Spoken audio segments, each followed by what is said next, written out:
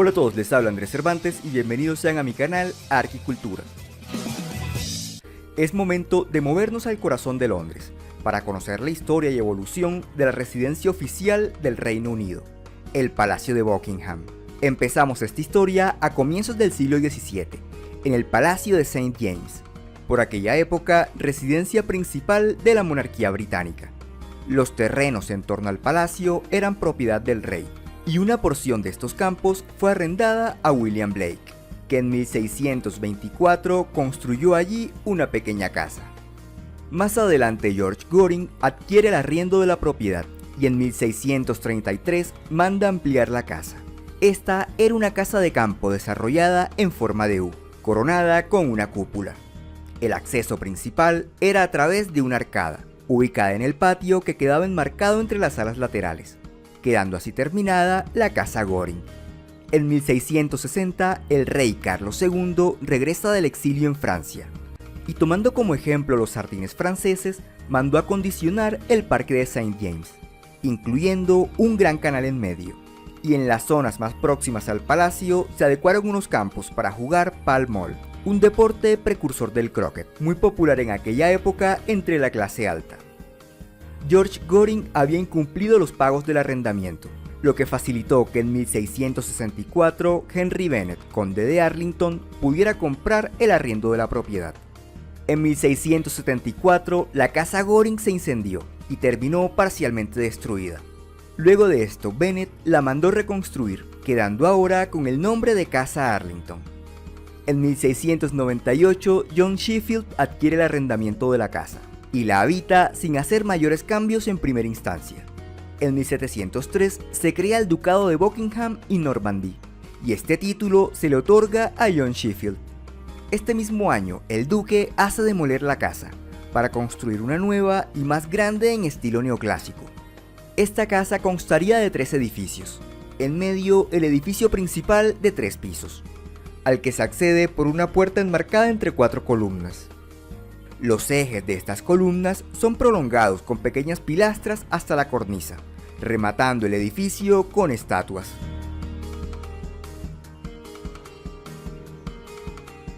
Los edificios laterales, destinados al servicio de la casa principal, también fueron construidos en estilo neoclásico. En la práctica, cada edificio lateral eran 2 edificios de 2 pisos, pero conectados por la cubierta donde se desarrolló el tercer piso.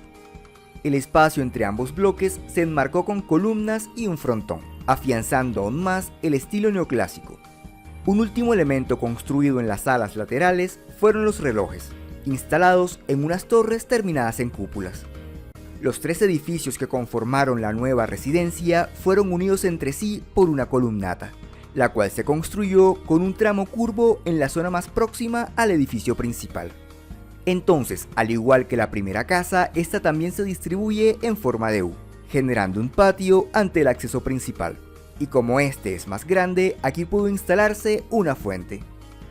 Para cerrar el patio se construyó una reja, incluyendo tramos rectos y curvos, mientras en los amplios terrenos de la parte posterior se adecuaron jardines.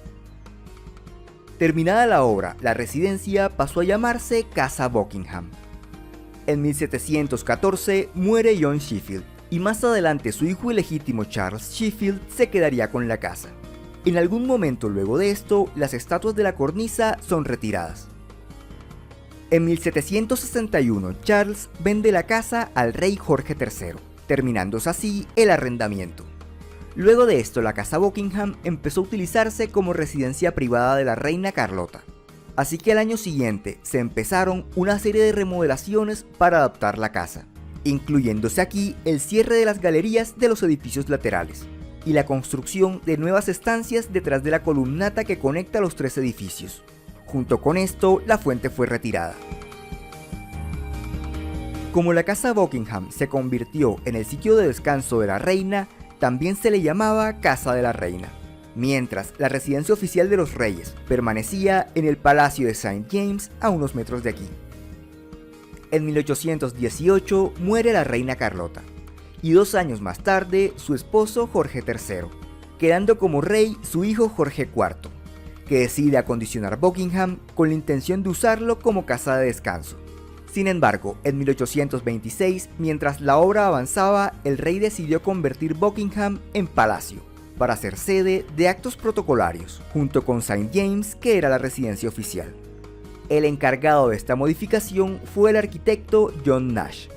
El acceso principal fue cubierto con un extenso pórtico de 2 niveles, generando un amplio balcón sobre la entrada. Las columnas inferiores se hicieron siguiendo el orden dórico y las superiores siguiendo el corintio. Este mismo criterio fue aplicado a todo el edificio. El diseño se planteó afianzando la planta en U que ya tenía el edificio, por lo que los edificios laterales fueron demolidos, dejando únicamente el edificio central. Aquí hay que destacar también el cambio de material de la fachada de este edificio, la cual fue recubierta de piedra, integrando mejor las partes antiguas con las partes nuevas del palacio. Las nuevas salas que abrazan el patio fueron terminadas en una fachada con columnas y frontón. Además, en el primer piso se construyó una columnata, dejando un pasillo cubierto bordeando el patio. La fachada del edificio central fue ampliada hacia los lados, enmarcando el acceso con 2 volúmenes salientes con columnas. El palacio también fue ampliado hacia el oeste, quedando un volumen semicircular como elemento central de esta fachada, y ante esta una terraza desde donde pueden contemplarse los jardines. Además, en la zona al norte de esta fachada se construyó un invernadero, con formas que recuerdan a un templo griego de orden jónico. Junto con el palacio se hicieron algunos edificios auxiliares en los terrenos en torno a este, siendo el más importante las caballerizas reales, ubicadas en el extremo sur de los jardines del palacio, los cuales por cierto también fueron modificados por esta época, incluyendo un lago en la zona occidental.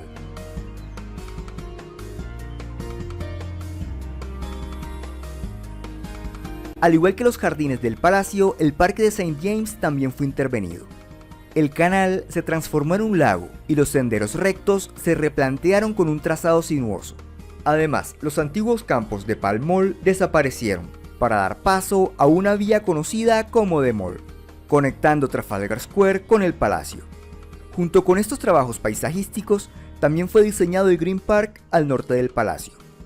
Por cierto, estos 3 parques que estamos viendo, junto con otros 2 al occidente de aquí, conforman una red de parques que van desde Whitehall hasta Notting Hill. Por último, como acceso al patio, en 1827 se construyó un Arco del Triunfo, inspirado en el Arco de Constantino en Roma. El diseño de Nash incluía una gran cantidad de lujos en los espacios interiores, y una estatua ecuestre de Jorge IV sobre el arco de acceso, por lo que la obra era demasiado costosa. Esto llevó a que en 1829 John Nash fuera destituido, por lo que no pudo terminar de ejecutar su diseño. En 1830 muere el rey Jorge IV. La estatua ecuestre que debía ir sobre el arco ya había sido terminada, pero el parlamento decidió que se instalara en Trafalgar Square. Luego siguió como rey Guillermo IV, que contrata a Edward Blore para ajustar el diseño del palacio. La fachada posterior fue ampliada hacia los lados, y junto con esto, las salas que enmarcan el patio son llevadas al mismo nivel del edificio principal, dándole mayor homogeneidad al conjunto. Para resaltar el edificio central, se elevó un muro sobre la cornisa, el cual parece ser un piso extra, aunque en realidad solo se hizo el incremento de altura de uno de los 2 lados.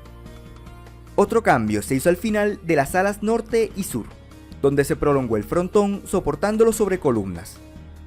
Además, a ambos lados de la fachada principal se construyeron columnatas como pórtico para acceder a los jardines sin tener que pasar por el interior del palacio. Guillermo IV consiguió terminar el palacio, pero no vivió en él, ya que prefería Clarence House, que él mismo había mandado construir junto al palacio de St. James cuando era príncipe heredero. En 1837 sube al trono la reina Victoria, la cual escoge el palacio de Buckingham como residencia principal, y es la primera soberana en habitarlo. Por las situaciones que se presentaron en su proceso de construcción, este palacio era menos lujoso que otras residencias reales. Además, el personal que lo atendía no era el más adecuado, y la ventilación era deficiente, lo que provocaba la acumulación de malos olores. Para evitar que los pasillos se llenaran de humo, las chimeneas solían permanecer apagadas, lo que hacía que los interiores fueran fríos. En 1840 la reina se casa y su esposo, el príncipe Alberto, se encarga de organizar la administración del palacio y hacerle los ajustes correspondientes al diseño para mitigar los problemas antes mencionados. A finales de este año, la situación estaba controlada y la vida dentro del Palacio de Buckingham funcionaba a la perfección. Sin embargo, durante esta década se harían algunas adiciones en la zona sur del palacio, incluyendo el salón de baile, zonas de servicio y una capilla, haciendo simetría con el invernadero. Para 1847, la familia real ya era bastante numerosa. La reina ya tenía 5 hijos, de los 9 que tuvo en total, así que el palacio se había quedado pequeño para el estilo de vida que llevaban. Por lo que este año se decidió ampliar el edificio, con la construcción de una nueva ala que cerrara el patio. La nueva obra se hizo con 5 accesos, destacando el principal a través de volúmenes salientes a ambos lados, coronados con estatuas y una espadaña en medio. Una solución similar se aplicó en ambos extremos de la fachada, donde también se hicieron sobresalir volúmenes para enmarcarla. Estos terminaron por absorber las columnas que existían en las alas laterales, y fueron rematados igualmente con esculturas.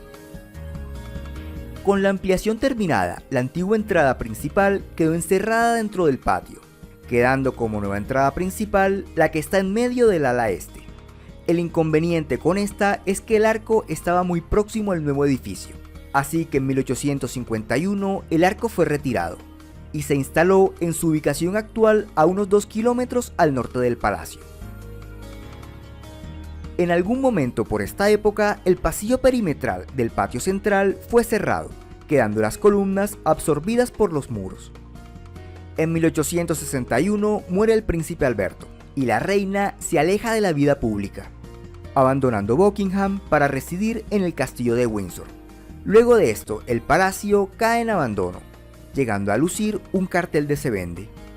En 1901, luego de la muerte de la reina Victoria, es coronado su hijo Eduardo VII, el cual vuelve a habitar el palacio de Buckingham y rápidamente empieza a condicionarlo para regresarle su antigua gloria. Junto con la remodelación del palacio se empezó a gestionar un monumento en honor a la reina Victoria, el cual se ubicaría en una glorieta ante el palacio. En 1909 se develó al público la parte baja del monumento, y en 1911, con todo terminado, se hizo la inauguración oficial. El monumento de la reina Victoria solo era una pequeña parte de un plan urbano y paisajístico que se ejecutó en los alrededores del palacio. En el marco de estas obras, The Mall fue ampliado, quedando como una gran calle ceremonial. Además, como acceso a esta avenida, se construyó el Arco del Almirantazgo, un edificio que incluye 3 arcos en la parte baja. Los laterales son de uso público, mientras el arco central permanece cerrado con una reja, y solo se abre durante ceremonias. Además, a lo largo de toda la vía se instalaron astas para banderas, para decorar la calle con banderas del Reino Unido durante eventos importantes.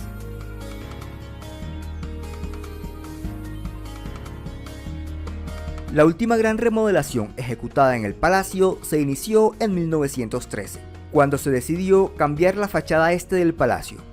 La primera gran diferencia fue el uso de una piedra grisácea, en lugar de la piedra amarilla que ya tenía el resto del palacio. La planta baja tuvo un ligero ensanche, generando una pasarela que conecta todas las ventanas de esta ala. Las esculturas de la cornisa fueron retiradas y se agregaron pilastras y frontones. Además, el balcón desde donde la familia real saluda al pueblo fue ampliado hacia el frente. Con la nueva fachada terminada, esta pasa a ser un telón de fondo más acorde con el monumento a la reina Victoria. Durante la Primera Guerra Mundial, el palacio no recibió mayores daños. Y antes de ver lo que ocurrió en la Segunda Guerra, en 1938 el invernadero es transformado en una piscina. Durante la Segunda Guerra Mundial, la residencia real británica fue bombardeada unas 9 veces, siendo la más grave en 1940, cuando una bomba destruyó la capilla del palacio. Otros daños se presentaron en la columnata norte, la piscina y el cerramiento del palacio. Las explosiones también destruyeron los vidrios de las ventanas, lo que obligó a sellarlas. Luego del ataque, la reina Isabel, futura reina madre, dijo: "Me alegro que nos hayan bombardeado. Ahora puedo mirar al East End a la cara". Esa era una zona de la ciudad que había sido atacada constantemente durante la guerra. Terminada la guerra, el palacio fue restaurado. Los vidrios de las ventanas que habían sido destruidos por las explosiones tuvieron que ser repuestos, y las zonas dañadas del edificio fueron reconstruidas. Por esta época, además, se instaló un alero en la zona occidental del patio central, y la parte baja del antiguo pórtico de acceso principal fue cubierta con vidrio. A comienzos de la década de los 50, el pavimento de la vía de acceso al palacio fue modificado para que adquiriera un color rojizo, haciéndolo parecer una enorme alfombra roja. En 1962 se inauguró la Galería de la Reina, un museo que ocupa el espacio de la antigua capilla. A partir de entonces, los servicios religiosos privados que allí se celebraban pasaron a realizarse en el Salón de Música, el cual está en el volumen semicircular de la fachada posterior. Este espacio más adelante sería ampliado para reinaugurarse en 2002, incluyendo un pórtico de acceso de orden dórico. De casa privada a símbolo de una nación, el Palacio de Buckingham no solo ha cambiado con el tiempo, lo ha sobrevivido todo. Y hoy, cada uno de sus muros sigue contando esa historia.